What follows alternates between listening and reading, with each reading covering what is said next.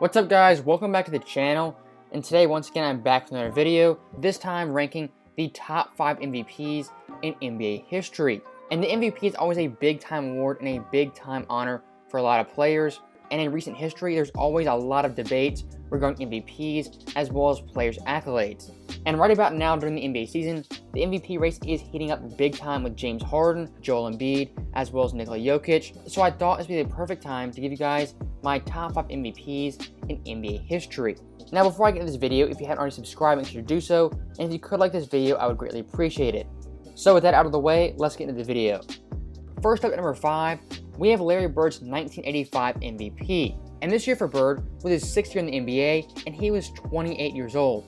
So at this point, he was really in his prime and reaching his overall peak.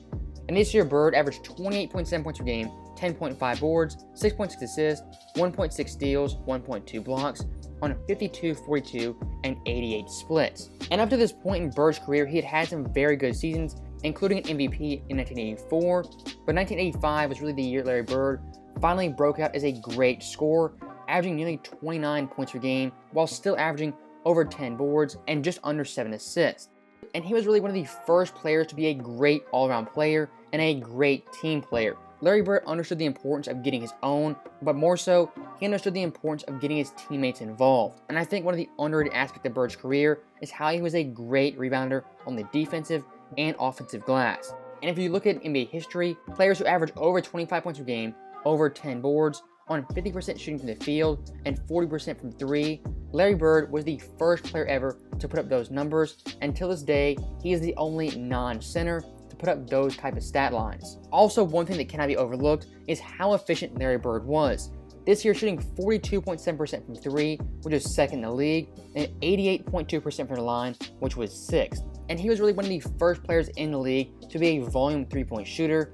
This year in 85, he didn't take as many threes, but he still took a fair amount, and he shot very good on those attempts.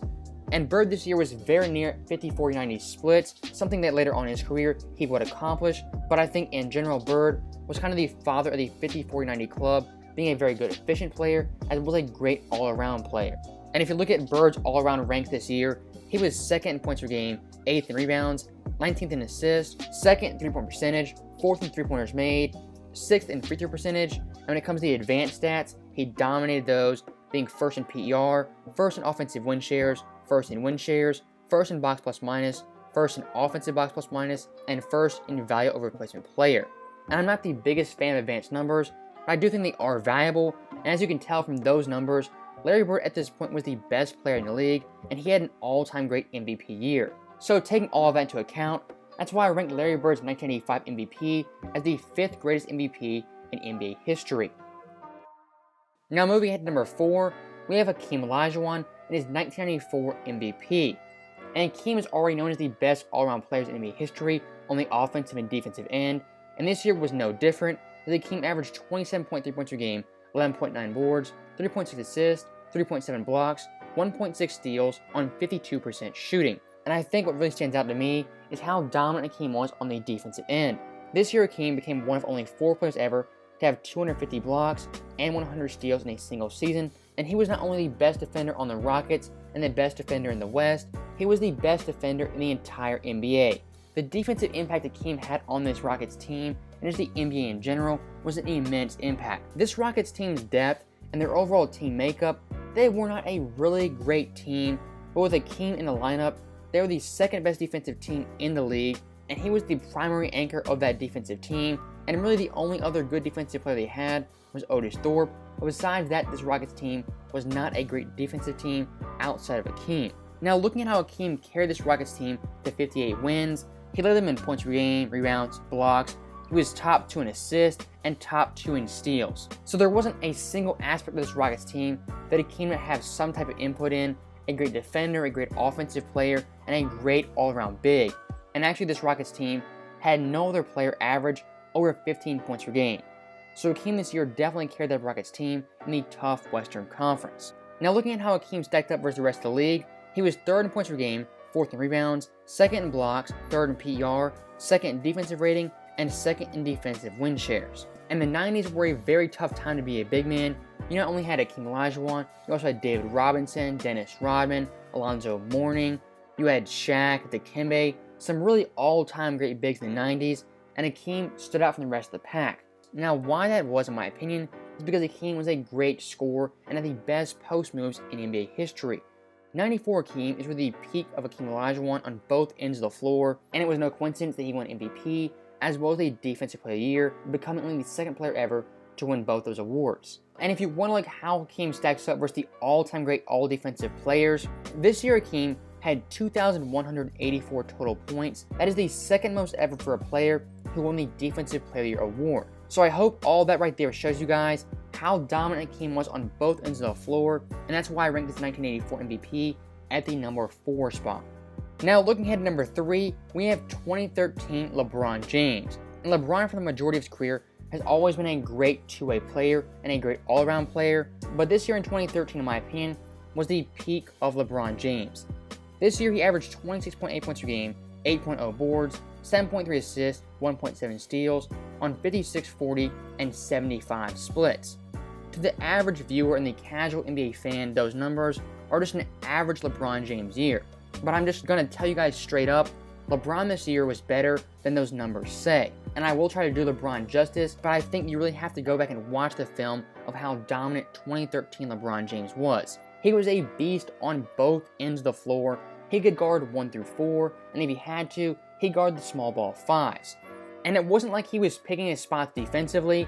He was playing all-out defense for 35 to 37 minutes per game. And athletically and physically, he was his absolute apex. This version of Miami LeBron was the peak of LeBron James. I know the stats might not back that up, but just watching him and using the eye test, in my opinion, this is the peak of LeBron James. And this 2013 Heat team is arguably the best team LeBron ever played on. They only lost 16 games, had the best record in the NBA by far, and at one point, they had a 27-game win streak, the third longest win streak in NBA history. This year, LeBron became the first and only player ever to average 25 points per game on 55% shooting and over 40% from 3. And at one point, hit a 6-game streak of scoring over 30 points and shooting over 60% from the field, still the longest streak in NBA history. And the voters this year really did reflect how dominant LeBron was. He got 120 out of 121 first place votes, 1 vote shy of being unanimous if it wasn't for some idiot who was a Knicks fan. Now also LeBron finished second in the Defensive Player voting, only being 12 votes shy of winning the award behind Marc Gasol. Now also looking at some of the advanced stat numbers, LeBron this year was first in PER, third in offensive rating, first in offensive win shares, 10th in defensive win shares, first in win shares per 48, first in box plus minus, first in offensive box plus minus, 5th in defensive box plus minus, and first in VORP. So overall, top to bottom, offensively, defensively, advanced stats, traditional stats, LeBron this year was a great all-around player, and he had a great all-around 2013 campaign. And I think combining the numbers with the overall eye test and understanding how dominant he was, I think that makes LeBron's 2013 MVP the third greatest MVP in NBA history. Now at the number 2 spot, we have 2016 Steph Curry, easily known as one of the greatest MVP years in NBA history. And looking at the stats this year, Curry averaged 30.1 points per game, 6.7 assists, 5.4 boards, 2.1 steals on 50, 45, and 90 splits. And this year, Steph was already come off MVP in 2015, but in 2016, he took it to another level and had an all-time great MVP year. I believe the second greatest MVP in NBA history. Now, if you do remember watching 2016 Curry, every single night was a big-time show and almost a big-time event. Even the pregame routine of Steph dribbling the ball and shooting threes, that had national attention, and from an overall NBA history standpoint, 2016 was a transformational year in the NBA. Now, the first thing I want to do in breaking down this year from Steph is look at his offensive and advanced stats. He was first in points per game, first in PER, first in offensive win shares, first in win shares, first in win shares average, first in box plus minus, first in offensive box plus minus, second in offensive rating, and first in value over replacement player, first in threes, second in 3 percentage, and first in free throw percentage. So overall, top to bottom, Steph was the best offensive player in the league, and his offense transformed that Golden State team from a great team into a borderline super team. And if you want to go more in depth, this year Steph had the most efficient high volume season in NBA history, becoming the first and only player ever to average over 30 points per game and have a true shooting percentage of 65% or higher. Also, he had 22 games of scoring 30 plus points with 50-40-90 splits, the most ever in NBA history. And like I said, Steph's impact on this Warriors team was definitely felt, as they had the best offensive rating in the league, and also they won 24 straight games at one point, the third longest win streak for a single year in NBA history, and they started the season out winning 37 straight games at home, also one of the longest streaks in NBA history. And throughout the entire year, there was no MVP debates. It was Steph Curry versus Steph Curry, and the only question people had is if he'd get 131 out of 131 first place votes, and in the end, he did, and he won the first ever unanimous MVP. So this year from Steph is a great all-around year for so many reasons, but his offensive impact, his impact on the game, takes it to another level, and that's why I have it as the second greatest MVP in NBA history. Now at the number 1 spot, we have Michael Jordan and his 1988 MVP. And this year, Jordan was 24 years old and in his 4th year in the NBA. And his overall stats for the season, he averaged 35 points per game, 5.9 assists, 5.5 boards with 3.2 steals, 1.6 blocks on 53, 13, and 84 splits. And when you talk about Jordan in the mid-80s, specifically 88, he was a menace on both ends of the floor, being the best perimeter defender and the best scorer in the entire league. And it didn't hurt that he was also one of the most athletic players in the league, if not the most athletic, throwing down vicious dunks and getting fast break jams virtually every single night. Jordan didn't just have an all-time great scoring year, he also had an all-time great defensive year. This year he recorded 200 steals and 100 blocks, the second player ever to record that, the first being Jordan 87. Also, he averaged 3.2 steals, like I said, which is first in the NBA, and 1.6 blocks, which is 16th, and first for guards. He had a defensive rating of 101.5, the 4th best in the league. He averaged 6.1 defensive win shares, which was 3rd, had a defensive box plus minus of 4.2, which is first in the NBA, and is going back and watching the film of how dominant defender Jordan was. He had the burden of being the Bulls' best defender, as well as their best scoring option, best facilitator, every single night. And he was taking the toughest defensive assignment, and he was getting the other team's toughest defender. Now, if you look at the advanced stats, I won't spend so much time, but just know Jordan was all-time great. First in PER, first offensive win shares, 3rd in defensive win shares, 1st in overall win shares, 1st in win shares average, 1st in box plus minus, 1st in offensive box plus minus, 1st in defensive box plus minus, and 1st in VORP. Now looking at the offensive side of the ball, this year Jordan averaged 35 points per game, had a true shooting percentage of 60.3, and he became the first player ever to average 35 points per game with a true shooting percentage above 60. He also had the 5th highest offensive rating in the league, and when looking at his scoring breakdown, he had 4 50-point games, 18 40-point games, 59 30-point games, and he scored 15 plus points in every single game that year, becoming one of only 4 players to score 15 plus points in 82 games.